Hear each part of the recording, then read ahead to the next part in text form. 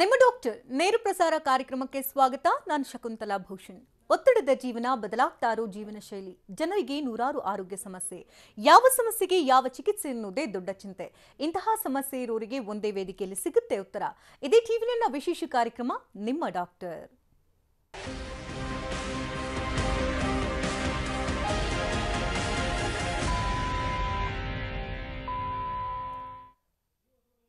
ಬದಲಾಗ್ತಾ ಇರುವಂತಹ ಜೀವನ ಶೈಲಿಯಿಂದ ಅನೇಕ ರೀತಿಯ ಆರೋಗ್ಯ ಸಮಸ್ಯೆಗಳು ಪ್ರತಿಯೊಬ್ಬರನ್ನ ಕಾಡ್ತಾ ಇದೆ. ಅದರಲ್ಲೂ ಇತ್ತೀಚಿನ ದಿನಮಾನಗಳಲ್ಲಿ ದಂಪತಿಗಳು ಮಕ್ಕಳಾಗದೆ ಸಾಕಷ್ಟು ರೀತಿಯ ಕಷ್ಟಗಳನ್ನು ಅನುಭವಿಸ್ತಾ ಇದ್ದಾರೆ. ಹಿಂದೆಲ್ಲ ಮಕ್ಕಳಿರಲ್ಲವ ಮನೆ ತುಂಬಾ ಅಂತ ಹೇಳ್ತಾ ಇದ್ರು. ಆದರೆ ಈಗ ಒಂದಾದ್ರೂ ಮಗುವನ್ನ ಹೆತ್ತು ಕರುಣಿಸಬೇಕು, ಜೊತೆಗೆ ಜೀವನ ಸಾರ್ಥಕ ಮಾಡ್ಕೊಳ್ಬೇಕು ಅಂತ ಹೆಣ್ಮಕ್ಳು ಕೂಡ ಹವಣಿಸ್ತಾ ಇರ್ತಾರೆ. ಹಾಗಾದ್ರೆ ಮಕ್ಕಳಾಗದೆ ಇರೋದಕ್ಕೆ ಏನೆಲ್ಲ ಸಮಸ್ಯೆಗಳಿದೆ, ಏನೆಲ್ಲ ಕಾರಣಗಳಿರಬಹುದು? ಇನ್ನು ಒವೇರಿಯನ್ ಡಿಸೀಸ್ ಅಂತ ಹೆಚ್ಚಾಗಿ ಕೇಳ್ಪಡ್ತಾ ಇದ್ವಿ. ಹಾಗಾದ್ರೆ ಈ ಒವೇರಿಯನ್ ಡಿಸೀಸ್ ಅಂತ ಅಂದ್ರೆ ಏನು, ಯಾವ ಕಾರಣಕ್ಕಾಗಿ ಇದು ಉಂಟಾಗುತ್ತೆ, ಬಂದ ನಂತರದಲ್ಲಿ ಚಿಕಿತ್ಸಾ ಪದ್ಧತಿಗಳ ಮೂಲಕ ಮಕ್ಕಳನ್ನ ಯಾವ ರೀತಿ ಪಡಿಬಹುದು, ಇದೆಲ್ಲದರ ಬಗ್ಗೆ ಮಾಹಿತಿಯನ್ನು ಕೊಡೋದಕ್ಕೆ ಒಯಾಸಿಸ್ ಫರ್ಟಿಲಿಟಿ ಸ್ಪೆಷಲಿಸ್ಟ್ ಆಗಿರ್ತಕ್ಕಂಥ ಮೇಘನಾ ನ್ಯಾಪತಿಯವರು ನಮ್ಮೊಂದಿಗಿದ್ದಾರೆ. ಬನ್ನಿವ್ರನ್ನ ಕಾರ್ಯಕ್ರಮಕ್ಕೆ ವೆಲ್ಕಮ್ ಮಾಡೋಣ. Ma'am, welcome to the show. ನಮಸ್ತೆ. ಇತ್ತೀಚಿನ ದಿನಮಾನಗಳಲ್ಲಿ ಗಮನಿಸ್ತಾವೆ, ಒಂದು ಆಹಾರ ಪದ್ಧತಿ ತುಂಬಾನೇ ಚೇಂಜಸ್ ಆಗಿದೆ, ಜೀವನ ಶೈಲಿ ಕೂಡ ತುಂಬಾನೇ ಬದಲಾವಣೆ ಆಗಿದೆ. ಹಿಂದೆಲ್ಲ ಬೇಗ ಮದುವೆ ಮಾಡ್ಕೊಳ್ತಾ ಇದ್ರು, ಬಟ್ ಇತ್ತೀಚಿನ ದಿನಗಳಲ್ಲಿ ಕೆಲಸ ಅಂತ ಇರ್ತಾರೆ.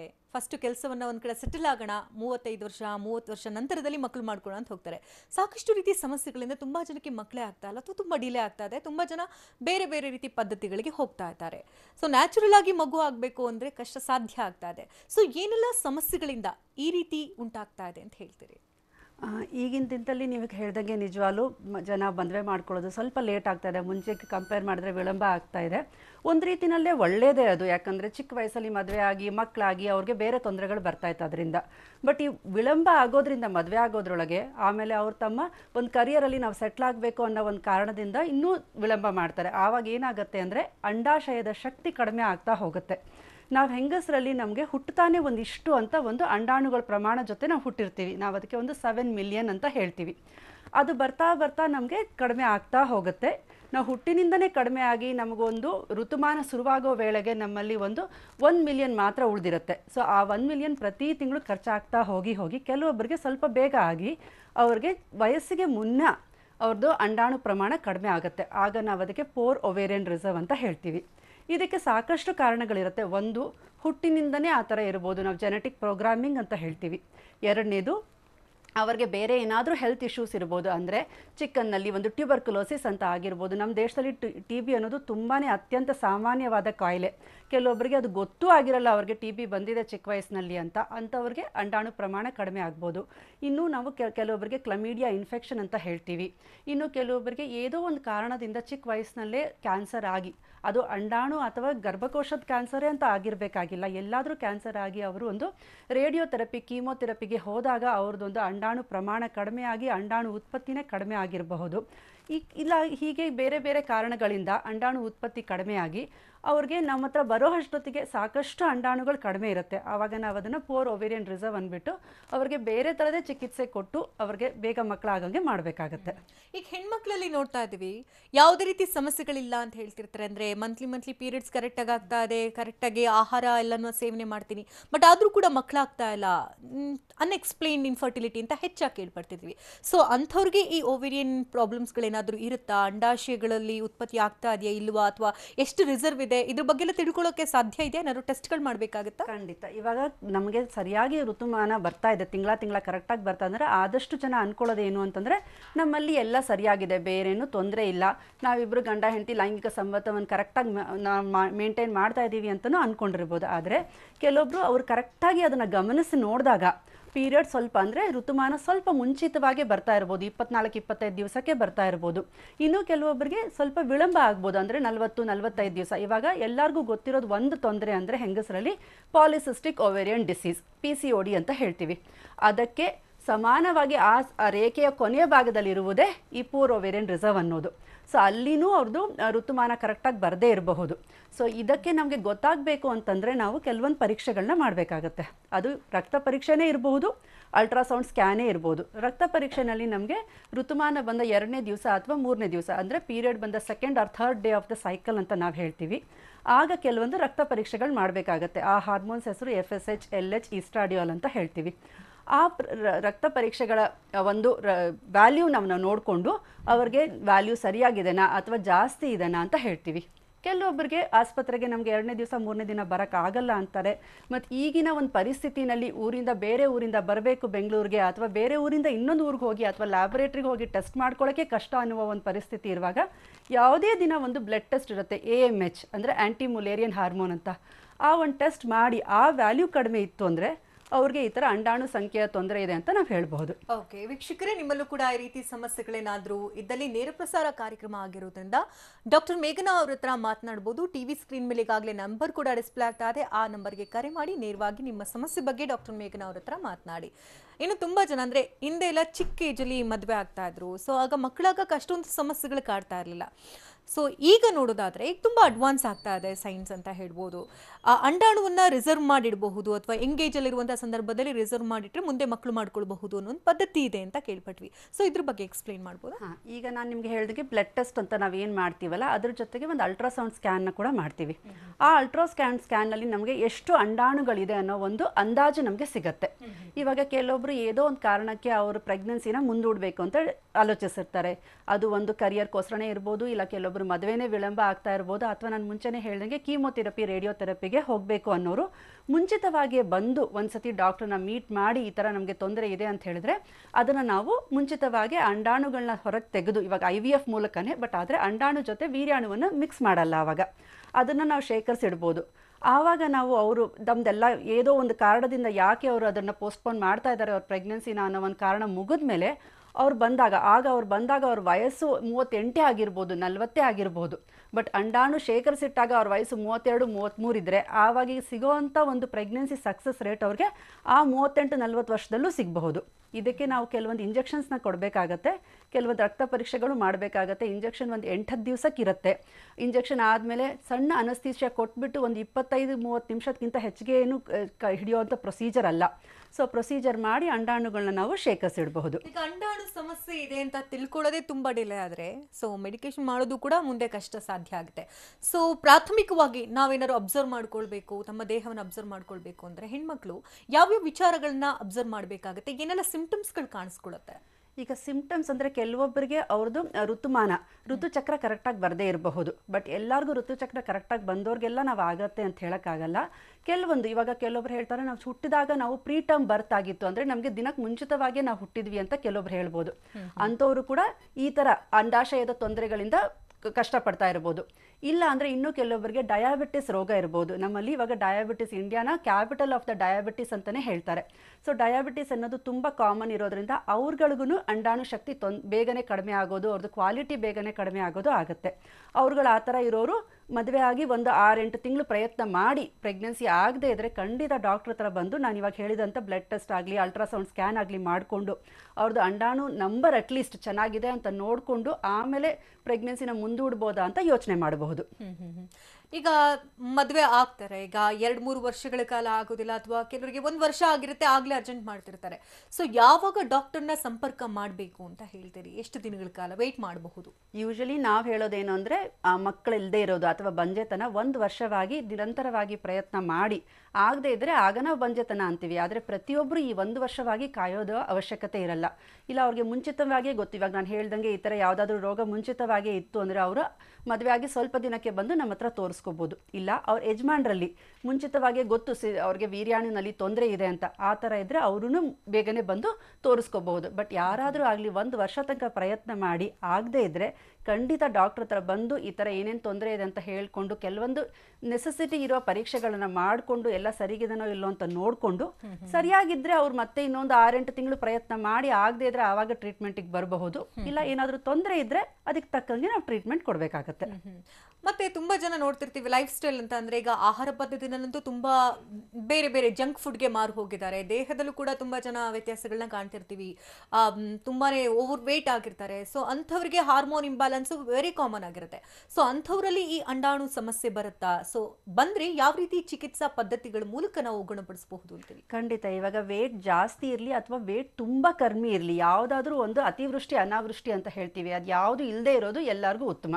ಬಟ್ ಈಗ ತುಂಬ ಜನ ನಾವು ವೇಟ್ ಲಾಸ್ ಮಾಡಬೇಕು ಅಂತ ಫ್ಯಾಟ್ ಡಯಟ್ಸ್ ಅಂತ ಹೇಳ್ತೀವಿ, ಕೆಲವೊಂದು ಡಯಟ್ಗಳಿಗೆ ಹೋಗ್ತಾರೆ, ಇಲ್ಲ ವಿಪರೀತ ಎಕ್ಸಸೈಸ್ ಮಾಡ್ತಾರೆ. ಇದೆಲ್ಲ ಮಾಡೋದ್ರಿಂದನೂ ಅಂಡಾಶಯದ ಮೇಲೆ ಒಂದು ಪರಿಣಾಮ ಬೀರುತ್ತೆ. ಜೊತೆಗೆ ಹೊರಗಡೆದು ಜಂಕ್ ಫುಡ್ ನೀವು ಹೇಳ್ದಂಗೆ ಅದರೊಳಗೆ ನಾವೇನಂತೀವಿ ಅಂದರೆ ಎಂಡೋಕ್ರೈನ್ ಡಿಸ್ರಪ್ಟರ್ಸ್ ಅಂತ ಇರುತ್ತೆ. ಅಂದರೆ ನಮ್ಮದು ಹಾರ್ಮೋನಲ್ ಬಾಡಿನಲ್ಲಿರೋ ಹಾರ್ಮೋನ್ಸ್ನ ಇಂಬ್ಯಾಲೆನ್ಸ್ ಮಾಡುತ್ತೆ. ಸೊ ಇದೆಲ್ಲದರಿಂದ ಖಂಡಿತ ಅಂಡಾಶಯದ ಮೇಲೆ ಪ್ರಮಾಣ ಬೀರುತ್ತೆ. ಇಲ್ಲ ಒಂದು ತುಂಬ ವೇಟ್ ಗೇನ್ ಆಗಿ ಋತುಚಕ್ರ ಸರಿಯಾಗಿ ಆಗದೆ ಇರ್ಬೋದು, ಅಥವಾ ಅವ್ರಿಗೆ ಮುಂಚೆ ಇರುವ ಪ್ರಾಬ್ಲಮ್ ಇನ್ನೂ ಹೆಚ್ಚಿಗೆ ಆಗಬಹುದು. ಸೊ ಇವ್ರುಗಳೇನು ಅಂತಂದರೆ ವೇಟ್ನ ಕರೆಕ್ಟಾಗಿ ನೋಡ್ಕೋಬೇಕು. ಮತ್ತು ಯಾವಾಗಾದರೂ ಒಳ್ಳೆ ಪ್ರಮಾಣದಲ್ಲಿ ಹಾಲು ಹಣ್ಣು ಅಂತ ನಾವು ಮುಂಚಿಂದ ನಮ್ಮ ದೊಡ್ಡವರು ಏನು ಹೇಳ್ತಾ ಇದ್ರು ಅದನ್ನೆಲ್ಲ ಫಾಲೋ ಮಾಡಿಕೊಂಡು ನಮ್ಮ ಹೆಲ್ತ್ನ ನಾವು ನೋಡ್ಕೊಳ್ಳೋದು ಒಳ್ಳೆಯದು. ಆದ್ದರಿಂದ ಈ ತೊಂದರೆ ಬಂತು ಅಂದರೆ ಕೆಲವೊಂದು ಸಾಕಷ್ಟು ಟ್ರೀಟ್ಮೆಂಟ್ಗಳಿದೆ. ಆದರೆ ನಾವು ಟ್ರೀಟ್ಮೆಂಟ್ ಮಾಡೋಕ್ಕೆ ಮುಂಚೆ ಅವರ ವಯಸ್ಸು, ಎಲ್ಲ ವಿಷಯದಲ್ಲೂ ನಮಗೆ ವಯಸ್ಸು ಅನ್ನೋದು ತುಂಬ ಮುಖ್ಯ. ಯಾಕಂದರೆ ವಯಸ್ಸು ಆಗ್ತಾ ಆಗ್ತಾ ಅಂಡಾಣು ಶಕ್ತಿನೂ ಕಡಿಮೆ ಆಗುತ್ತೆ, ಅದರದ್ದು ಕ್ವಾಲಿಟಿ ಆ್ಯಂಡ್ ಕ್ವಾಂಟಿಟಿ ಅಂತ ಹೇಳ್ತೀವಿ ಅದೆರಡೂ ಕಡಿಮೆ ಆಗುತ್ತೆ. ಸೊ ವಯಸ್ಸು ಮೀರ್ತಾ ಇದ್ದಂಗೆ ಪ್ರೆಗ್ನೆನ್ಸಿ ಚಾನ್ಸು ಕಡಿಮೆ ಆಗೋದ್ರಿಂದ ಮದುವೆ ಆದಾಗೆ ಅವ್ರದ್ದು ವಯಸ್ಸು ಸ್ವಲ್ಪ ಜಾಸ್ತಿ ಇತ್ತು ಅಂದರೆ ಕೆಲವೊಬ್ಬರಿಗೆ ಲೇಟ್ ಮ್ಯಾರೇಜ್ ಆಗಿ 35 ವರ್ಷದ ಮೇಲೇ ಮದುವೆ ಆಯಿತು ಅಂದರೆ ಅವ್ರು ಖಂಡಿತ 1 ವರ್ಷ ತನಕ ವೇಟ್ ಮಾಡೋದು ಬೇಕಾಗಿಲ್ಲ. 6 ತಿಂಗಳಲ್ಲೇ ಬಂದು ಟ್ರೀಟ್ಮೆಂಟ್ ನೋಡಿಕೊಂಡು ಟೆಸ್ಟ್ಗಳು ಮಾಡಿಕೊಂಡು ಅವಶ್ಯಕತೆ ಇದೆ ಟ್ರೀಟ್ಮೆಂಟ್ ತಗೊಳ್ಳೋದು ಬೆಟರ್. ಇವತ್ತಿನ ಸಂಚಿಕೆಯಲ್ಲಿ ಇನ್ಫರ್ಟಿಲಿಟಿ ಸಮಸ್ಯೆ ಬಗ್ಗೆ ಮಾತನಾಡ್ತಾ ಇದ್ವಿ. ನಮ್ಮ ಜೊತೆಗೆ ಡಾಕ್ಟರ್ ಮೇಘನಾ ನ್ಯಾಪತಿಯವರಿದ್ದಾರೆ. ಇನ್ನಷ್ಟು ಮಾಹಿತಿಯನ್ನು ಪಡ್ಕೊಳ್ಳೋಣ. ಈಗ ನಾನಾ ರೀತಿ ಟ್ರೀಟ್ಮೆಂಟ್ಗೆ ಒಳಪಡ್ತಿರ್ತಾರೆ ಜನರು, ನೋಡ್ತಾ ಇದ್ದಾರೆ. ಈಗ ಮಕ್ಕಳಾಗಿಲ್ಲ ಅಂತ ನಾನಾ ರೀತಿ ಡಾಕ್ಟರ್ ಹತ್ರ ಕೂಡ ಹೋಗ್ತಾರೆ, ಅನೇಕ ರೀತಿ ಟ್ಯಾಬ್ಲೆಟ್ಸನ್ನು ತಗೊಳ್ತಾರೆ. ಸೊ ಇದರ ಅಡ್ವರ್ಸ್ ಎಫೆಕ್ಟು ಅಂಡಾಣುಗಳ ಮೇಲೆ ಆಗೋ ಸಾಧ್ಯತೆಗಳೇನಾದರೂ ಇರುತ್ತೆ ಅಂತ? ಖಂಡಿತ. ಇವಾಗ ಟ್ರೀಟ್ಮೆಂಟ್ ಅಂದರೆ ಕೆಲವೊಬ್ಬರು ಡಾಕ್ಟರ್ ಹತ್ರ ಹೋಗ್ತಾ ಇರ್ತಾರೆ. ನಮ್ಮ ದೇಶದಲ್ಲಿ ಡಾಕ್ಟರ್ ಹತ್ರ ಹೋಗೋಕ್ಕಿಂತ ಮುಂಚೆ ಮೆಡಿಕಲ್ ಶಾಪ್ನಲ್ಲೇ ಹೋಗಿಬಿಟ್ಟು ಕೆಲವೊಬ್ಬರು ಮೆಡಿಸಿನ್ಸ್ ತೊಗೊಂಡು ಅವ್ರ ಹತ್ರ ಏನೋ ಹೇಳ್ತಾರೆ, ತೊಂದರೆ ಅವ್ರು ಅದಕ್ಕೆ ಕೊಟ್ಟಿರ್ತಾರೆ. ಅದು ಅಡ್ವರ್ಸ್ ಎಫೆಕ್ಟ್ ಅನ್ನೋದಕ್ಕಿಂತ ಕೆಲವೊಂದು ಸತಿ ಹೆಚ್ಚಿಗೆ ಓವರಿ ಸ್ಟಿಮ್ಯುಲೇಟ್ ಆಗಿ ಕೆಲವೊಬ್ಬರಿಗೆ ಹೈಪರ್ ಸ್ಟಿಮ್ಯುಲೇಷನ್ ಸಿಂಡ್ರೋಮ್ ಅಂತ ಆಗಿ ಅದು ಮುಂಚೆನೇ ಡಿಟೆಕ್ಟ್ ಆಗಲಾರ್ದಂಗೆ ತುಂಬ ಜನ ತೊಂದರೆಗೆ ಒಳಪಟ್ಟವರು ಇದ್ದಾರೆ. ಅದ್ರ ಜೊತೆಗೆ ಇನ್ನೂ ಕೆಲವೊಬ್ಬರು ಒವೇರಿಯನ್ ಡ್ರಿಲ್ಲಿಂಗ್ ಅಂತ ಮಾಡಿಸ್ಕೊತಾರೆ. ಅಂದರೆ ಇವಾಗ ಎಲ್ಲರಿಗೂ ಋತುಚಕ್ರ ಸರಿಯಾಗಿ ಬರ್ತಾ ಇಲ್ಲ, ಕೆಲವೊಬ್ಬರಿಗೆ ಲೇಟಾಗಿ ಬರ್ತಾ ಇದೆ ಅಂದ ತಕ್ಷಣ ಅದು ಪಾಲಿಸಿಸ್ಟಿಕ್ ಓವರಿ ಡಿಸೀಸ್ ಅಂತಲೇ ನಾವೆಲ್ಲರಿಗೂ ಹೇಳೋಕ್ಕಾಗಲ್ಲ. ಕೆಲವೊಬ್ಬರಿಗೆ ಈ ಥರ ನಾವೇನು ಅಂಡಾಣು ಸಂಖ್ಯೆ ಕಡಿಮೆ ಆಗಿ ಪೂರ್ ಒವೇರಿಯನ್ ರಿಸರ್ವ್ ಅಥವಾ ಒವೇರಿಯನ್ ಇನ್ಸಫಿಷಿಯನ್ಸಿ ಅಂತ ಏನು ಕರಿತೀವಲ್ಲ ಆ ತೊಂದರೆನೂ ಇರಬಹುದು. ಅಂಥವರು ಈ ಒಂದು ಪ್ರೊಸೀಜರ್, ಸರ್ಜಿಕಲ್ ಪ್ರೊಸೀಜರ್ ಅಂದರೆ ಒಂದು ovarian drilling, laparoscopic ovarian drilling ಅಂತ ಆಪರೇಷನ್ ಮಾಡಿಸ್ಕೊಂಡ್ರೆ ಇರುವ ಅಂಡಾಣು ಸಂಖ್ಯೆ ಇನ್ನೂ ಕಡಿಮೆ ಆಗಿ ಅವರಿಗೆ ಪೂರ್ತಿ ಅಂಡಾಣು ಉತ್ಪತ್ತಿಯೇ ಆಗದೆ ಇದ್ದಂಗೆ ಅವ್ರಿಗೆ ಒವೇರಿಯನ್ ಫೇಲ್ಯೂರ್ ಆಗೋ ಸಾಧ್ಯತೆಯೂ ಇರುತ್ತೆ. ಸೊ ಹಾಗಾಗಿ ಕೆಲವೊಂದು ಪರೀಕ್ಷೆಗಳು ಮುಂಚೆ ಮಾಡಿಸ್ಕೊಂಡು ಅದಾದಮೇಲೆ ಈ ಥರ ಒಂದು ಟ್ರೀಟ್ಮೆಂಟ್ಸ್ಗೆ ಹೋಗೋದು ಉತ್ತಮ. ಇಲ್ದಿದ್ರೆ ಅವ್ರಿಗೆ ಅಂಡಾಣು ನಿಷ್ಕ್ರಿಯನೇ ಆಗೋ ಸಾಧ್ಯತೆ, ಅಂಡಾಶಯ ನಿಷ್ಕ್ರಿಯ ಆಗೋ ಸಾಧ್ಯತೆ ಹೆಚ್ಚಿಗೆ ಇರುತ್ತೆ. ಅಂಡಾಣುಗಳ ಫಲವತ್ತತೆಯನ್ನು ಕಾಯ್ದುಕೊಳ್ಬೇಕು, ಹೆಲ್ದಿ ಲೈಫ್ ಸ್ಟೈಲ್ ಮೇಂಟೈನ್ ಮಾಡ್ಬೇಕಂತಂದ್ರೆ ಏನು ಮಾಡಬೇಕು? ಇದಕ್ಕೆ ಅಡ್ವಾನ್ಸ್ ಟೆಕ್ನಾಲಜಿಗಳಂತೂ ಈಗ ಗಮನಿಸ್ತಾ ಇರ್ತೀವಿ. ಸೊ ಏನಾದರೂ ಹೊಸದಾಗಿ ಏನಾದರೂ ಅನ್ವೇಷಣೆಗಳಾಗಿದೆಯಾ, ಹೇಗೆ ಈ ವಿಚಾರವಾಗಿ ತಿಳಿಸಿ? ಇವಾಗ ಹೆಲ್ದಿ ಲೈಫ್ ಸ್ಟೈಲ್ ಅನ್ನೋದು ಒಂದು ರೋಗಕ್ಕಾದ್ರೂ ಅದು ಬೇಕೇ ಬೇಕು. ಇವಾಗ ನಮ್ಮಲ್ಲಿ ನಾವು ತುಂಬ ಜನ ನೋಡ್ತೀವಿ, ನಾವು ಬೆಳಗ್ಗೆ 9 ಗಂಟೆಗೆ ಎದ್ದೇಳ್ತೀವಿ, ರಾತ್ರಿ 1 ಗಂಟೆ ತನಕ TV ನೋಡ್ತೀವಿ, ನೆಟ್ಫ್ಲಿಕ್ಸ್ ನೋಡ್ತೀವಿ ಅನ್ನೋದು ತುಂಬ ಕಾಮನ್ ಆಗೋಗಿದೆ. ಸೊ ಆ ಥರ ಒಂದು ಜೀವನ ಶೈಲಿ ಮಾಡಲಾರ್ದಂಗೆ ಕರೆಕ್ಟ್ ಟೈಮ್ಗೆ ಊಟ ತಿಂಡಿ ಮಾಡಿಬಿಟ್ಟು ಕರೆಕ್ಟ್ ಟೈಮ್ಗೆ ಮಲ್ಕೊಂಡು ಬೆಳಗ್ಗೆ ಕರೆಕ್ಟ್ ಟೈಮ್ಗೆ ಎದ್ದೇಳೋದ್ರಿಂದ ಹಾರ್ಮೋನ್ಸ್ ಉತ್ಪತ್ತಿನೂ ಕರೆಕ್ಟಾಗಿರುತ್ತೆ. ಇಲ್ಲಾಂದರೆ ಅವ್ರಿಗೆ ಈ ಅಂಡಾಣು ತೊಂದರೆಗಳ ಜೊತೆಗೆ ಬೇರೆ ಹಾರ್ಮೋನ್ಸ್, ಇವಾಗ ಥೈರಾಯ್ಡ್ ಹಾರ್ಮೋನ್ ಅಂತ ಆಗಲಿ ಅಥವಾ ಪ್ರೊಲ್ಯಾಕ್ಟಿನ್ ಹಾರ್ಮೋನ್ ಅಂತ ಆಗಲಿ ಅದ್ರದ್ದು ಒಂದು ತೊಂದರೆನೂ ಬಂದು ಈ ಥರ ಋತುಚಕ್ರದಲ್ಲಿ ತೊಂದರೆ ಆಗಿ ಅಂಡಾಣು ಬಿಡುಗಡೆನಲ್ಲೂ ತೊಂದರೆ ಆಗುತ್ತೆ. ಅದನ್ನು ಅವರು ಮಾಡಬೇಕಾಗತ್ತೆ. ಆದರೆ ಕೆಲವೊಬ್ಬರಿಗೆ ಹುಟ್ಟಿನಿಂದಲೇ ಅಂಡಾಣು ಸಂಖ್ಯೆ ಕಡಿಮೆ ಇರೋರಿಗೆ ನಾವು ಕೆಲವೊಂದು ಈ ಥರ ಮಾಡೋದ್ರಿಂದ ಅವ್ರದ್ದೊಂದು ಆರೋಗ್ಯ ಶೈಲಿ ಚೆನ್ನಾಗಿರೋದ್ರಿಂದ ಇರುವ ಅಂಡಾಣುಗಳ ಕ್ವಾಲಿಟಿ ಚೆನ್ನಾಗಿರುತ್ತೆ ಆಗಲೇ. ಆದರೆ ಅದನ್ನು ಹೆಚ್ಚಿಗೆ ಮಾಡುವಂಥ ಯಾವೊಂದು ಟ್ರೀಟ್ಮೆಂಟು ಇಲ್ಲ. ಸಾಕಷ್ಟು ಟ್ರೀಟ್ಮೆಂಟ್ಗಳು ಬಂದಿದೆ ಈಗ, ಬಟ್ ಯಾವೊಂದು ಟ್ರೀಟ್ಮೆಂಟು 2 ಅಂಡಾಣು ಸಂಖ್ಯೆ ಇರೋದನ್ನ 20 ಮಾಡೋವಂಥದ್ದು ಇನ್ನೂ ಒಂದು ಸೈನ್ಸಲ್ಲಿ ಕಂಡುಹಿಡಿದು ಬಂದಿಲ್ಲ. ಸೊ ಹಾಗಾಗಿ ಇರೋದನ್ನೇ ನಾವು ಉಪಯೋಗಿಸ್ಕೊಳ್ಳೋದು ಉತ್ತಮ. ಮತ್ತು ಅದ್ರ ಜೊತೆಗೆ ಒಂದು ವಯಸ್ಸೊಂದು ತುಂಬ ಇಂಪಾರ್ಟೆಂಟ್ ನಮಗೆ. ಇವಾಗ ಚಿಕ್ಕ ವಯಸ್ಸಿನಲ್ಲಿ ಇದೇ ಅಂಡಾಣು ಶಕ್ತಿ ಕಡಿಮೆ ಆದರೆ ನಾವು AMH ಅಂತ ಇವಾಗ ನಾನು ಒಂದಂದೆ, ಆ ವ್ಯಾಲ್ಯೂ ಒಂದು 1.1ಗಿಂತ ಕಡಿಮೆ ಆದರೆ ಅವ್ರಿಗೆ ನಾವು ಪೂರ್ ಒವೇರಿಯನ್ ರಿಸರ್ವ್ ಅಂತ ಹೇಳ್ತೀವಿ. ಅದೇ 25 ವರ್ಷದಲ್ಲೂ ನಾವು ಈ ತೊಂದರೆನ ಕಂಡು ಬರ್ತೀವಿ. ಇವಾಗ ನಮ್ಮ ಆಸ್ಪತ್ರೆಯಲ್ಲಿ ಒಂದು 10 ಜನ ಬಂದರೆ ಅಟ್ಲೀಸ್ಟ್ ಒಂದು 2 ಇಲ್ಲ 3 ಜನದಲ್ಲಿ ನಾವು ಈ ತೊಂದರೆನ ಕಾಣ್ತೀವಿ. ಸೊ ಅವ್ರಿಗೆ ಒಂದು 25 ವರ್ಷಕ್ಕೆ ಈ ತೊಂದರೆ ಇರೋದು. ಅದೇ ಸೇಮ್ ತೊಂದರೆ, ಅದೇ ವ್ಯಾಲ್ಯೂ 35 ವರ್ಷಕ್ಕಿದ್ರೆ 25 ವರ್ಷದ ಮಹಿಳೆಗೆ ಚಾನ್ಸ್ ಆಫ್ ಪ್ರೆಗ್ನೆನ್ಸಿ ಅನ್ನೋದು ಜಾಸ್ತಿ ಇರುತ್ತೆ. ಯಾಕಂದರೆ ಅವ್ರದ್ದು ವಯಸ್ಸು ಕಡಿಮೆ, ಅಂಡಾಣು ಸಂಖ್ಯೆ ಕಡಿಮೆ ಇರಬಹುದು, ಆದರೆ ಅದರದ್ದು ಕ್ವಾಲಿಟಿ ಗುಣಮಟ್ಟತೆ ಚೆನ್ನಾಗಿರುತ್ತೆ. ಸೊ ಹಾಗಾಗಿ ಈ ಥರ ತೊಂದರೆ ಇರೋರು ಇನ್ಯಾರಿಗೋ ನಮ್ಮ ಪಕ್ಕದ ಮನೆಯವ್ರಿಗೂ ಈ ಥರ ತೊಂದರೆ ಇತ್ತು ಆದರೆ ಅವ್ರಿಗೆ ಆಯಿತು ಅಂತ ಕಾಯೋದು ಬದಲು ಕರೆಕ್ಟಾಗಿ ಟ್ರೀಟ್ಮೆಂಟ್ ತೊಗೊಂಡು ಬೇಗ ಮಕ್ಕಳನ್ನ ಮಾಡ್ಕೊಳ್ಳೋದು ಉತ್ತಮ. ಸೊ ಈಗ ಮೊದಲ ಮಗು ಆಗಿರುತ್ತೆ, ಸೊ ಎರಡನೇ ಮಗುವಿನ ನಿರೀಕ್ಷೆಯಲ್ಲಿ ತುಂಬಾ ಜನ ಇರ್ತಾರೆ. ಮಧ್ಯದಲ್ಲಿ ಏನಾದರೂ ಒಂದಷ್ಟು ಕಷ್ಟ ಸಾಧ್ಯಗಳು ಬರುವಂಥ ಸಂದರ್ಭಗಳು ಕೂಡ ಇರುತ್ತೆ. ಆದರೆ ಎರಡನೇ ಮಗು ಆಗೋದೇ ಇಲ್ಲ ತುಂಬಾ ಜನಕ್ಕೆ. ಸೊ ಈ ಸಮಸ್ಯೆಗಳು ಯಾಕೆ ಉಲ್ಬಣ ಆಗುತ್ತೆ? ಇದರಲ್ಲೂ ಕೂಡ ಇದ್ರ ಪಾಲಿರುತ್ತಾ ಅಂಡಾಣುಗಳ ಪಾಣಿ? ಏನು ಹೇಳ್ತೀವಿ? ಖಂಡಿತ. ಇವಾಗ ಮೊದಲನೇ ಮಗು ಆದಾಗ ಅವ್ರ ವಯಸ್ಸು ಒಂದು 25, 28, 30 ಅಂದರೆ ಯಾವ ಟೈಮಿಗೆ ಅವ್ರು ಮಾಡ್ಕೊಂಡಿರ್ತಾರೋ ಅದ್ರ ಮೇಲೆ ಒಂದು ಡಿಪೆಂಡ್ ಆಗಿರುತ್ತೆ. ಅದಾದಮೇಲೆ ಇವಾಗ ಯೂಶ್ವಲಿ ಎಲ್ಲರೂ ಒಂದು 3-4 ವರ್ಷ ಗ್ಯಾಪ್ ಮಧ್ಯೆ ಕೊಡ್ತಾರೆ. ಅಷ್ಟೊತ್ತಿಗೆ ಅವ್ರ ವಯಸ್ಸು ಜಾಸ್ತಿ ಆಗಿರುತ್ತೆ, ಮಧ್ಯದಲ್ಲಿ ಅವ್ರದ್ದು ತೂಕ ಜಾಸ್ತಿ ಆಗಿರ್ಬೋದು, ಸೊ ಒಬೆಸಿಟಿ ಅನ್ನೋ ಒಂದು ಪ್ರಾಬ್ಲಮ್ ಬಂದಿರ್ಬೋದು. ಜೊತೆಗೆ ನಾನು ಹೇಳ್ದಂಗೆ ವಯಸ್ಸು ಆಗ್ತಾ ವಯೋಮತಿ ಜೊತೆಗೆ ಅವ್ರದ್ದು ಅಂಡಾಣು ಉತ್ಪತ್ತಿ ಕೂಡ ಕಡಿಮೆ ಆಗುತ್ತೆ. ಸೊ ಹಾಗಾಗಿ ಅವ್ರಿಗೆ ಈ ತೊಂದರೆಗಳು ಬರುತ್ತೆ. ಇನ್ನೊಂದು ಕೆಲವೊಬ್ಬರಿಗೆ ಡೆಲಿವರಿ ಆದಮೇಲೆ, ಮೊದಲನೇ ಸಂತಾನ ಆದಮೇಲೆ ಕೆಲವೊಬ್ಬರಿಗೆ ಇನ್ಫೆಕ್ಷನ್ಗಳಾಗಿರ್ಬೋದು. ಆ ಒಂದು ಕಾರಣದಿಂದ ಟ್ಯೂಬ್ ಕೂಡ ಬ್ಲಾಕ್ ಆಗಿರೋ ಸಾಧ್ಯತೆ ನಮಗೆ ಕಂಡು ಬರ್ಬೋದು. ಜೊತೆಗೆ ಅವರ ಯಜಮಾನರ ವೀರ್ಯಾಣು ಸಂಖ್ಯೆ ಈ 4-5 ವರ್ಷಗಳಲ್ಲಿ ಅದರಲ್ಲೂ ತೊಂದರೆ ಬಂದಿರ್ಬೋದು. ಈ ಎಲ್ಲ ಕಾರಣಗಳಿಂದ ಎರಡನೇ ಪ್ರೆಗ್ನೆನ್ಸಿಗೆ ಕೆಲವೊಬ್ಬರಿಗೆ ತೊಂದರೆ ಆಗುತ್ತೆ. ಈಗ ಮೊಟ್ಟೆಗಳು ಗುಣಮಟ್ಟವಾಗಿದೆ ಅಂತ ನೀವು ತಿಳ್ಕೊಂಡ ತಕ್ಷಣದಲ್ಲಿ, ಅಂದರೆ ತುಂಬ ಜನಕ್ಕೆ ಏಜ್ ಆಗಿರುತ್ತೆ, ಸೊ ಬೇಗ ಮಗು ಮಾಡ್ಕೊಳ್ಳಿ ಅಂತ ಹೇಳ್ತೀರಿ. ಈಗ IUI ಅಥವಾ IVF ಅಂತೂ ಈಗ ವರದಾನ ಆಗಿದೆ ಬೇಗ ಮಗು ಮಾಡ್ಕೊಳ್ಳೋದಕ್ಕೆ. ಸೊ ಈ ಒಂದು ಪ್ರೊಸೀಜರ್ಗೆ ಹೋಗ್ಬೇಕಂತ ಅಂದರೆ ಯಾವ ರೀತಿ ಪ್ರೊಸೀಜರ್ನ ನೀವು ಫಾಲೋ ಮಾಡ್ತೀರಾ, ಹೇಗೆ ಅದು? ಈಗ ಯಾರಿಗಾದ್ರೂ ಅಂಡಾಣು ಸಂಖ್ಯೆ ಕಡಿಮೆ ಇದೆ ಅಂತ ಬಂದ ತಕ್ಷಣ ಎಲ್ಲರಿಗೂ IVF ಬೇಕು ಅಂತ ಒಂದು ನಿಶ್ಚಿತವಾದ ಒಂದು ಟ್ರೀಟ್ಮೆಂಟ್ ಅಂತ ಅಲ್ಲ. ಅದೇ ನಾನು ಹೇಳಿದೆ, ಚಿಕ್ಕ ವಯಸ್ಸಲ್ಲಿ ಬಂದರು, ಅವ್ರ ಯಜಮಾನರ ವೀರ್ಯಾಣು ಸಂಖ್ಯೆ ಚೆನ್ನಾಗಿರ್ಬೋದು, ನಾವು ಅವ್ರಿಗೆ ಇವಾಗ ಒಂದು AMH ಅನ್ನೋದು ಅಥವಾ ಕಡಿಮೆ ಇತ್ತು ಅಥವಾ FSH ಅನ್ನೋದು ಜಾಸ್ತಿ ಇತ್ತು ಅಂದರೆ ನಾವು ಅವ್ರಿಗೆ ಏನಕ್ಕೆ ಟ್ರೀಟ್ಮೆಂಟ್ ಹೇಳ್ತೀವಿ ಅಂತಂದರೆ, ಒಂದು ವೇಳೆ ಅವ್ರು ಇನ್ನೂ 2-3 ವರ್ಷ ಕಾದು ಪ್ರೆಗ್ನೆನ್ಸಿ ಆಗದೇ ಇದ್ದರೆ ಆಗ ಬಂದಾಗ ಇನ್ನೂ ಅಂಡಾಣು ಸಂಖ್ಯೆ ಕಡಿಮೆ ಆಗಿ ಪೂರ್ತಿ ಅವರಿಗೆ ಒಂದು IVF ಟ್ರೀಟ್ಮೆಂಟಲ್ಲೂ ಒಳ್ಳೆ ಸಕ್ಸಸ್ ರೇಟ್ ಸಿಗದೇ ಇರುವಂಥ ಪರಿಸ್ಥಿತಿ ಆಗಬಾರ್ದು. ಅವ್ರಿಗೆ ನಾವು ಬೇರೆಯವ್ರ ಅಂಡಾಣು ತಗೊಳ್ಳುವಂಥ ಒಂದು ಪರಿಸ್ಥಿತಿಗೆ ಹೋಗಬಾರ್ದು ಅಂತ ಒಂದು ಟ್ರೀಟ್ಮೆಂಟ್ ಅಂತ ಹೇಳ್ತೀವಿ. ಇವಾಗ ಟ್ರೀಟ್ಮೆಂಟ್ ಅನ್ನೋದು IVF ಎಲ್ಲರಿಗೂ ಬೇಕು ಅಂತಲ್ಲ, ಆದರೆ ಅಂಡಾಣು ಸಂಖ್ಯೆ ವಿಪರೀತ ಕಡಿಮೆ ಆಗಿ ಸಿಗೋದೇ ನಮಗೆ 1-2 ಇರುವಾಗ ಆ 1-2ನ ಅಟ್ಲೀಸ್ಟ್ ನಾವು ಶೇಖರಿಸಿಟ್ಕೊಂಡು ಅವ್ರಿಗೆ ಒಳ್ಳೆ ಪ್ರೆಗ್ನೆನ್ಸಿ ಚಾನ್ಸ್ ಕೊಡೋಣ ಅಂದ್ಬಿಟ್ಟು IVF ಅಂತ ಹೇಳ್ತೀವಿ. ಯಾಕಂದರೆ IVF ಅಲ್ಲಿ ನಾವು ಅಂಡಾಣುಗಳನ್ನ ಹೊರಗೆ ತೆಗೆದು ಭ್ರೂಣ ಮಾಡಿ ಗರ್ಭಕೋಶದ ಲೈನಿಂಗ್ ಒಂದು ಅಂದರೆ ಎಂಡೋಮೆಟ್ರಿಯಲ್ ಲೈನಿಂಗ್ ಅಂತ ಹೇಳ್ತೀವಿ, ಅದು ಚೆನ್ನಾಗಿರುವಾಗ ಹಾಕಿದ್ರೆ ಅವ್ರಿಗೆ ಸಿಗುವ ಒಂದು ಸಕ್ಸಸ್ ಬಂದು ಆಲ್ಮೋಸ್ಟ್ ನಾರ್ಮಲ್ ಒವೇರಿಯನ್ ರಿಸರ್ವ್, ಅಂದರೆ ಯಾರಿಗೆ ಈ ಥರ ಅಂಡಾಶಯದ ತೊಂದರೆಗಳಿರಲ್ಲ ಅವ್ರಿಗೆ ಸಿಗುವಂಥ ಒಂದು ಸಕ್ಸಸ್ ರೇಟೇ ಸಿಕ್ಕತ್ತೆ. ಅದು IVF ಬಗ್ಗೆ. ಇವಾಗ ನಾವು IVF ಮಾಡಬೇಕಂದ್ರೂ ನಾರ್ಮಲ್ ಆಗಿ ಮುಂಚೆನೇ ನೀವು ಹೇಳಿದ್ರಿ ಅನ್ಎಕ್ಸ್ಪ್ಲೇನ್ ಇನ್ಫರ್ಟಿಲಿಟಿ ಅಂತ. ಇವಾಗ ಅನ್ಎಕ್ಸ್ಪ್ಲೇನ್ ಇನ್ಫರ್ಟಿಲಿಟಿ ಅವ್ರಿಗೆ ಕೊಡುವಂಥ ಒಂದು ಟ್ರೀಟ್ಮೆಂಟನ್ನೇ ನಾವು ಇವ್ರಿಗೂ ಕೊಡೋಕ್ಕಾಗಲ್ಲ. ಅಂಡಾಣು ಶಕ್ತಿ ಕಡಿಮೆ ಇರುವಾಗ ನಾವು ಬೇರೆ ಕೆಲವೊಂದು ಮೆಡಿಸಿನ್ಸ್ನ ಕೊಡಬೇಕಾಗತ್ತೆ. 1-2 ತಿಂಗಳು ಮುಂಚೆಯಿಂದನೇ ಅವ್ರಿಗೆ ಟ್ರೀಟ್ಮೆಂಟ್ ಸ್ಟಾರ್ಟ್ ಮಾಡಿ ಕೆಲವೊಂದು ಟ್ಯಾಬ್ಲೆಟ್ಸು, ಕೆಲವೊಂದು ಸತಿ ಕೆಲವೊಂದು ಇಂಜೆಕ್ಷನ್ಗಳನ್ನ ಮುಂಚಿತವಾಗಿ ಕೊಟ್ಟು ಆಮೇಲೆ ಅವ್ರದ್ದು ಋತುಚಕ್ರ ಬಂದಮೇಲೆ 2ನೇ ಇಲ್ಲ 3ನೇ ದಿನ ಟ್ರೀಟ್ಮೆಂಟ್ ಸ್ಟಾರ್ಟ್ ಮಾಡಬೇಕಾಗಿ ಬರುತ್ತೆ. ಇಂಜೆಕ್ಷನ್ಸ್ ಒಂದು 10 ದಿನ ಇರಬಹುದು. ಅದಾದಮೇಲೆ ಅವ್ರದ್ದು ಅಂಡಾಣುಗಳನ್ನ ಹೊರಗಡೆ ತೆಗೆದು ವೀರ್ಯಾಣು ಜೊತೆ ಮಿಕ್ಸ್ ಮಾಡಿ ಅದಾಗಿ ಒಂದು 3-5 ದಿನದಲ್ಲಿ ಗರ್ಭಕೋಶದಲ್ಲಿ ಇಡ್ತೀವಿ.